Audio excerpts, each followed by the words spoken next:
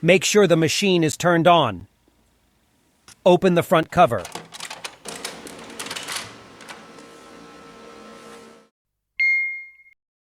Remove the drum unit and toner cartridge assembly from the machine.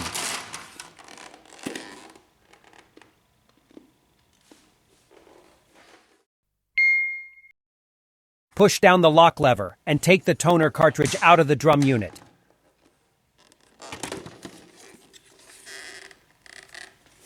Note that this machine has a separate drum and toner cartridge. You have to change only the toner cartridge. Do not throw away the drum unit.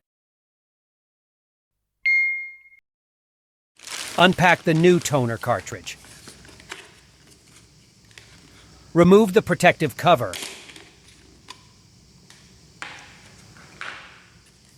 Shake the cartridge 4 or 5 times to better distribute the toner inside the cartridge.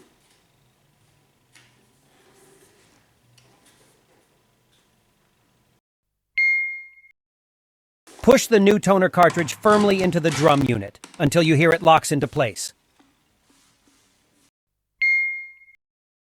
Clean the corona wire inside the drum unit by gently sliding the green tab from left to right and right to left several times.